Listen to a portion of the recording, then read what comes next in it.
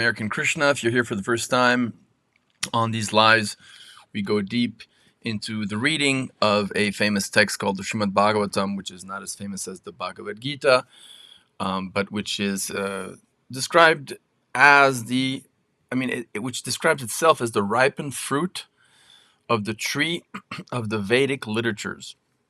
So here we go. We are reading the sixth canto of the Srimad Bhagavatam, the story of the near-death experience of Ajamila.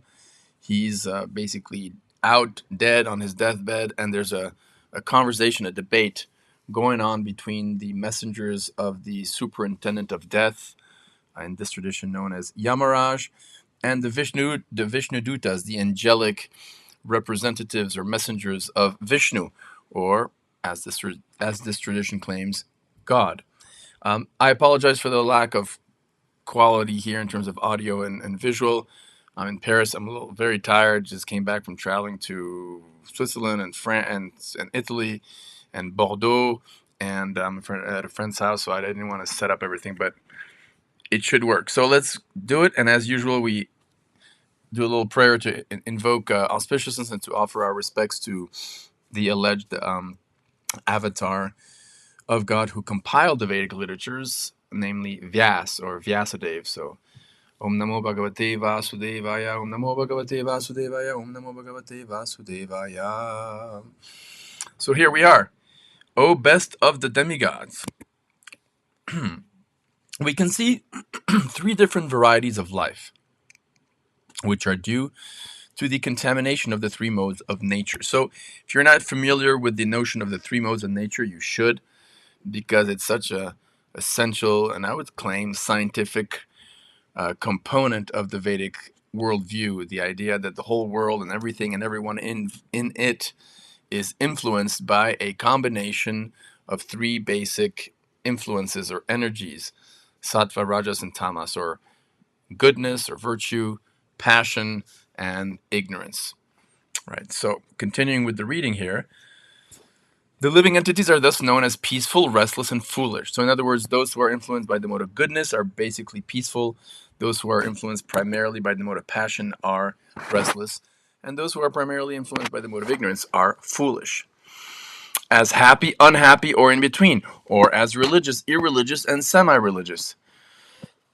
Excuse me. We can deduce that in the next life, these three kinds of material nature will similarly act.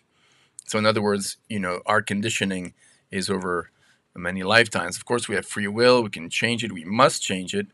But, material conditioning applies to all the lives we're in this world.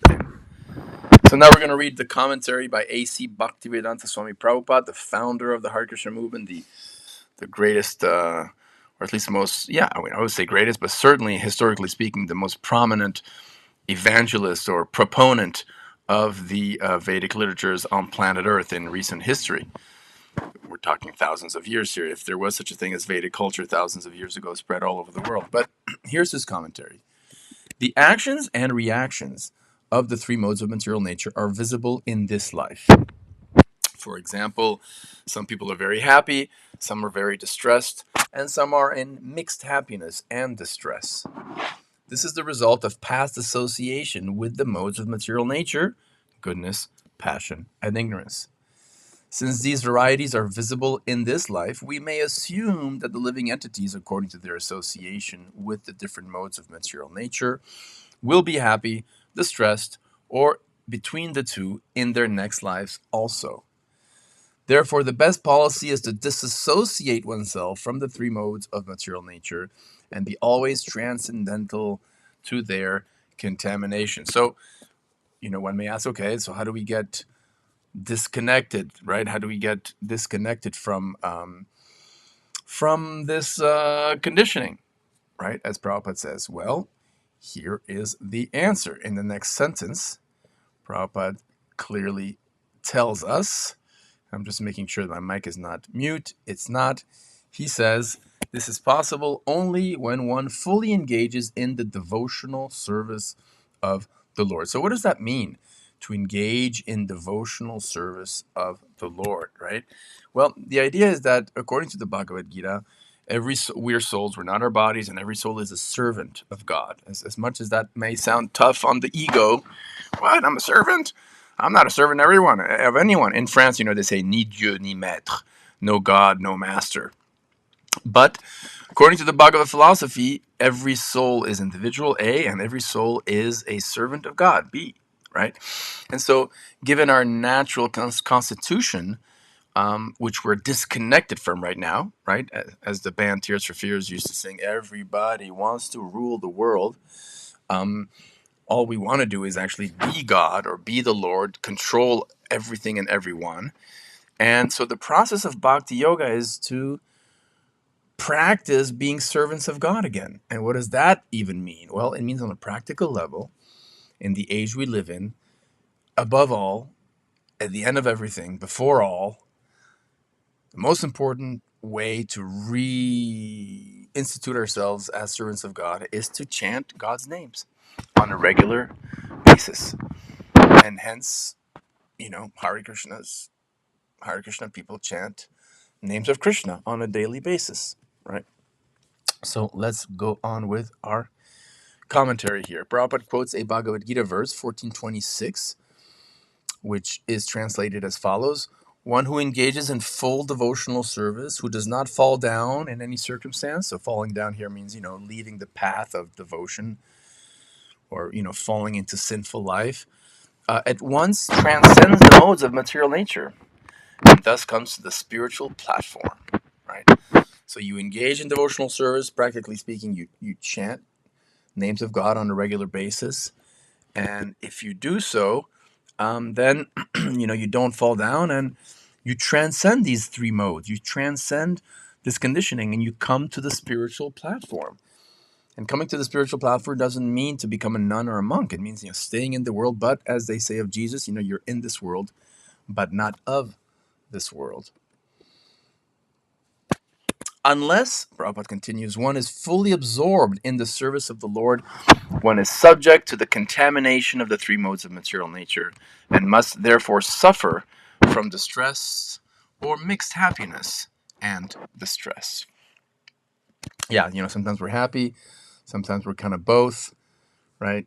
And the conclusion of the scriptures is that mostly it's suffering down here in this world, even if you have really good karma, or even if you are really influenced primarily by this mode of goodness, which generally provides a happier, more peaceful life, still you're going to suffer, right? So let's continue with verse 47, and we'll go on for another 5-10 minutes. Text 47, translation. Just as springtime, present, indicates the nature of springtimes in the past and future, so this life of happiness, distress, or a mixture of both gives evidence, concerning the religious and irreligious activities of one's past and future lives. Okay, let's read the commentary. Our past and future are not very difficult to understand, for time is under the contamination of the three modes of material nature. Again, this idea of three modes. As spring arrives, the usual exhibition of various types of fruits and flowers automatically becomes manifest. And therefore we may conclude that spring in the past was adorned with similar fruits and flowers, and will be so adorned in the future also. Our repetition of birth and death is taking place within time. And according to the influence of the modes of nature, we are receiving various types of bodies and being subjected to various conditions. Let's read verse 48. The omnipotent Yamaraj is as good as Lord Brahma, for while situated in his own abode, or in everyone's heart, like the Paramatma, he mentally observes the past activities of a living entity and thus understands how the living entity will act in future lives. So, excuse me, I just have a lot of asthma. This doesn't mean that, you don't have free will. Like, okay, Yamaraj or the superintendents of death, or even the super soul, or, the Holy Spirit, the Holy Ghost, is able to sort of ascertain how you're going to act in the future by the way you've acted in the past. Okay, we have a certain conditioning, but it doesn't mean that at any given moment we can decide, we can use our free will to want to serve God, right? And to stop sinning, or at least try, right? So here's the commentary. One should not consider Yamaraj an ordinary living being. He is as good as Lord Brahma. Lord Brahma, for those who don't know, is considered to be the demiurge of the universe. Right? God creates sort of the material elements and everything, and then he appoints a soul who lives as long as the universe lives. So he's like the oldest or longest living entity in a given universe, and he actually, engineers the very universe that we're in. That's Lord Brahma. So Prabhupada says, one should not consider Yamaraj an ordinary living being. He is as good as Lord Brahma. He has the complete cooperation of the Supreme Lord, who is situated in everyone's heart. And therefore, by the grace of the Supersoul, or God in the heart, he can see the past, present, and future of a living being from within. The word anumi mam sate means that he can decide in consultation with the Supersoul. Anu means following. The actual decisions concerning the next lives of the living entities are made by the Supersoul, and they are carried out by Yamaraj. So that's an interesting point. Like ultimately, it's nobody but God who decides what kind of life a soul is going to get in his next life. What kind of body? I mean, your life is basically experienced through, the body you have, right? So ultimately, it's done. It's decided by God and put into action by an agent such as Yamaraj. So let's continue. Text 49. As a sleeping person acts according to the body manifested in his dreams and accepts it to be himself, so one identifies with his present body, which he acquired because of his past religious or irreligious actions, and is unable to know his past or future lives. Interesting, huh? So the body we have right now. So with all, for example, I have asthma right now, really bad. And so okay, this body I got came along with asthma, at least at this particular junction in my life. And according to, and it's not that I don't try to cure it or, to alleviate it, but strictly speaking, you get your body and everything else that comes along with it because of past religious or irreligious actions. It's stated right there, because of past religious or religious actions. The actual Sanskrit would probably be tamasa yukta engage. Right, upasate acts according to. So yeah, upasate basically to acts.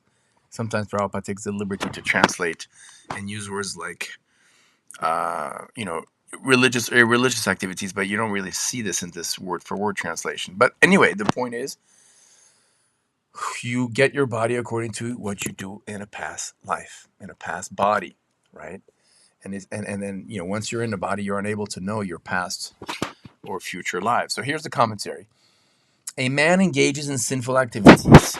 And by the way, in Krishna consciousness, in the Bhakti tradition, sinful activities is basically distilled to 4 activities: eating meat, gambling, taking drugs or intoxication, and having what's called illicit sex.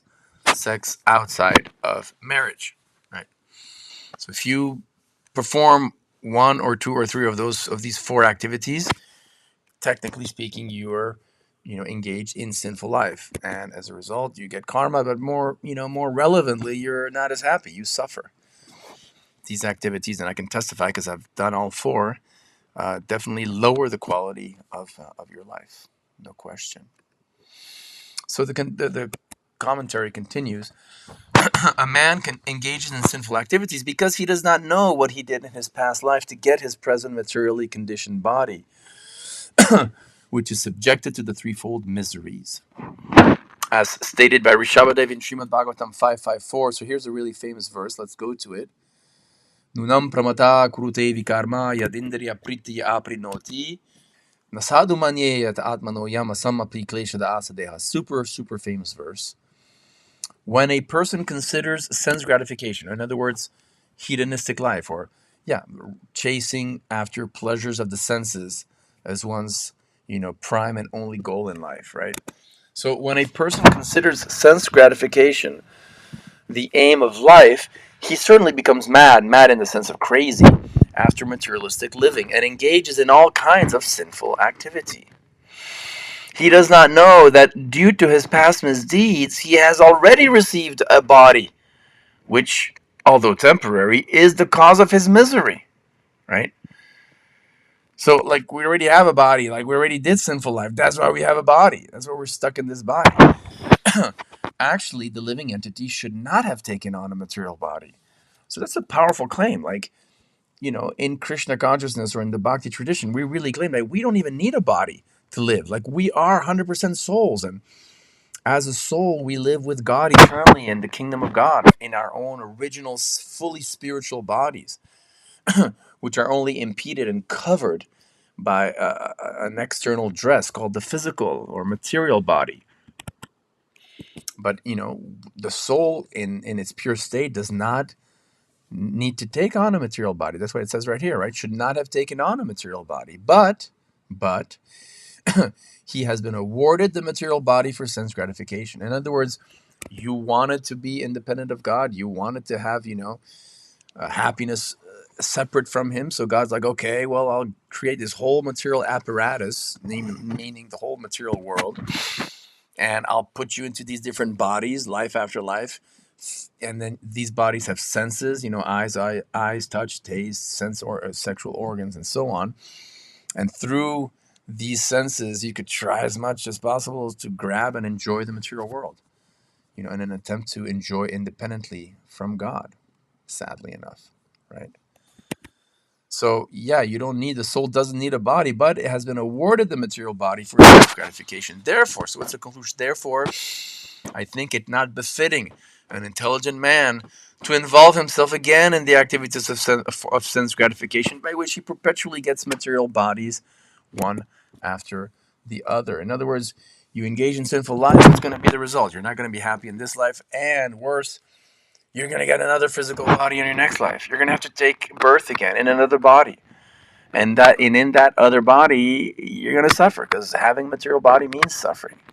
And then you may aggravate the situation even more by continuing to perform more sins. And it's just like you kind of go down this rabbit hole of karmic implications that make you suffer more and more and more and more and more. Right? So let's read the rest of the comments. Let's go back to our original verse here in purport and commentary. As stated by Rishabhadev, here we read that verse. Nunam pramata. Pramata means crazy. A human being who is mad, right, or insane, after sense gratification does not hesitate to act sinfully, right?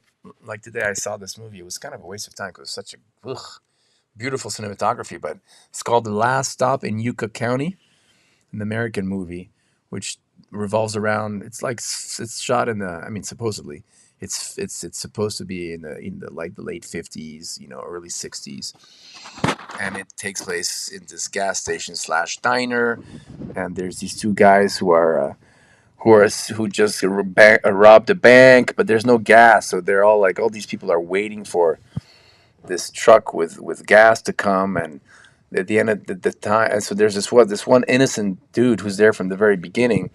He seems to be the most square, well dressed, like innocent guy who's going to go see his daughter, and he's like a luxury knives, like a kitchen knife salesman.